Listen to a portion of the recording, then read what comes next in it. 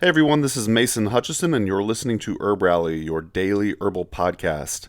We come out with new episodes each and every day, so be sure to tune in often. We publish herbalism lectures, interviews, narrated monographs, and so on. So whether you're a new herbalist or you've been doing this for a while, feel free to peruse our archive of hundreds of episodes, and you're bound to find something of interest. Our goal for the show is to help you grow as an herbalist no matter what stage you're at. Today's episode is just a snippet of a class from Dana Aronson's class called Resilient and Medicinal Weeds. This is in our membership area called the HerbRally Schoolhouse. And if you've ever been curious about how you could support HerbRally, our small family herbal business, one way to do that would be to become a member of our HerbRally Schoolhouse. We come out with new and exclusive content each and every week. There's also other fun features like a private member area. That's a Facebook group, as well as a bunch of discounts from cool herbal businesses. But yeah, basically it's just a membership. It costs $10 a month, and if you'd like to try your first 30 days for free, you could use coupon code podcast at checkout.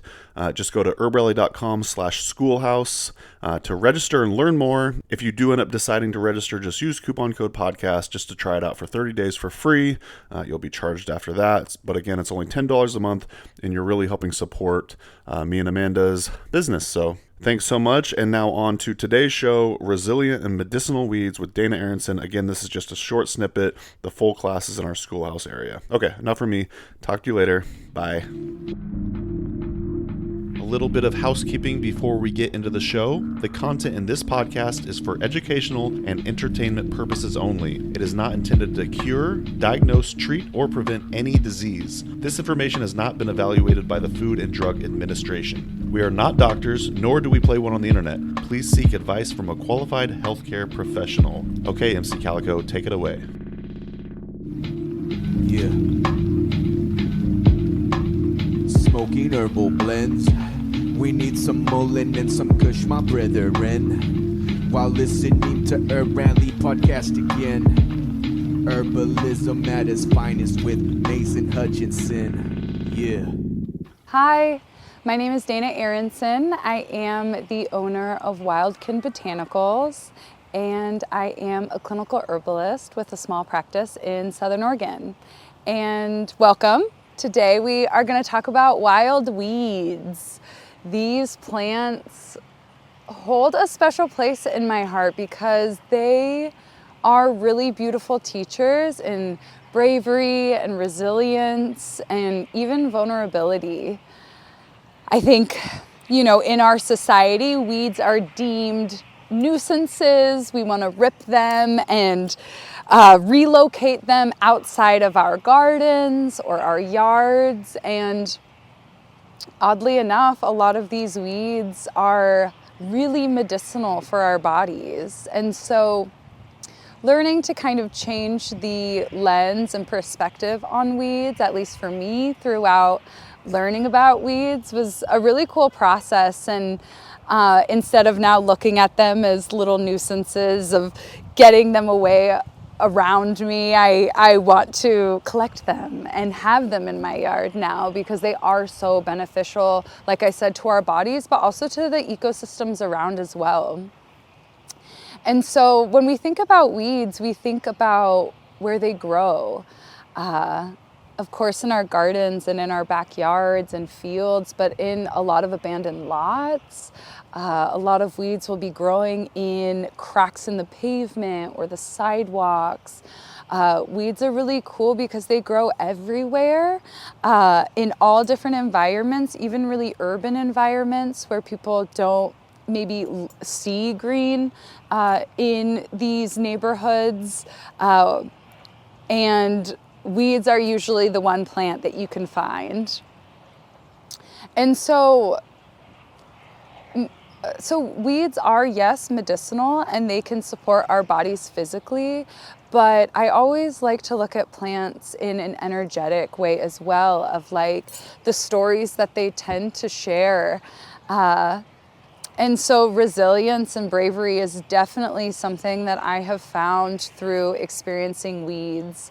They are strong. They live in these environments where they're really harsh. The soils aren't maybe very good. There's not a lot of water. Maybe there's even pesticides and things being sprayed around them, and somehow they still thrive and they still survive.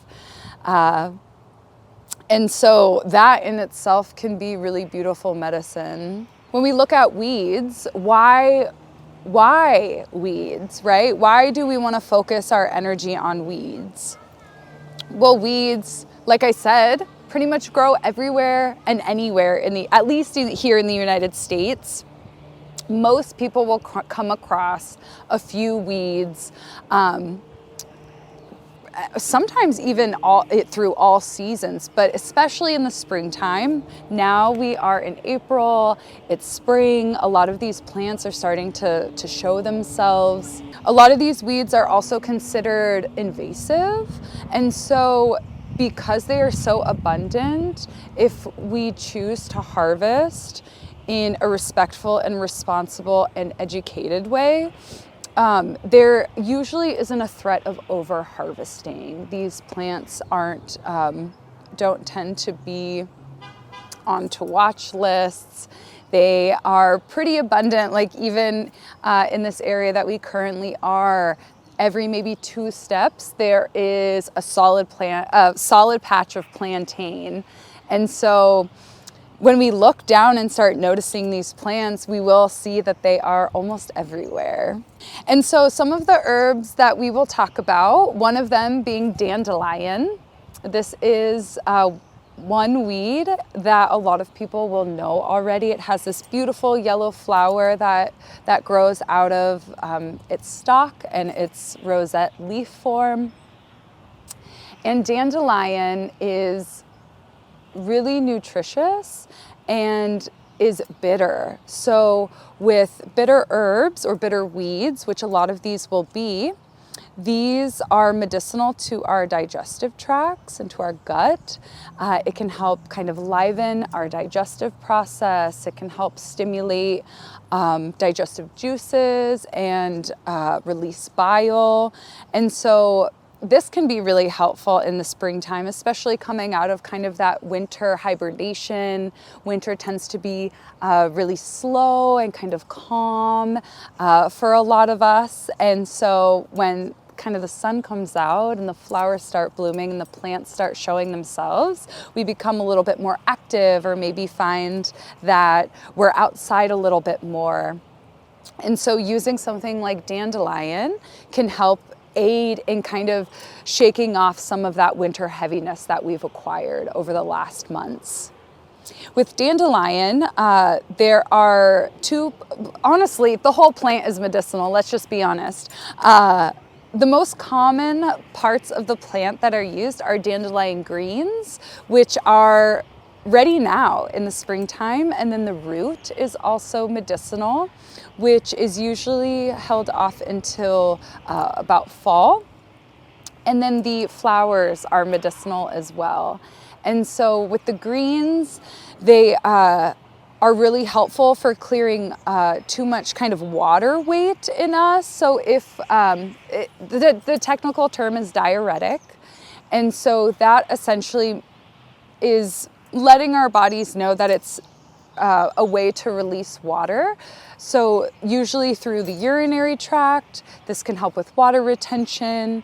This can help with UTIs. This can also be helpful for edema. And so with the greens, there's a lot of different ways that you can prepare with the greens. You can eat them raw. You can throw them in salads, put them on sandwiches, just munch away.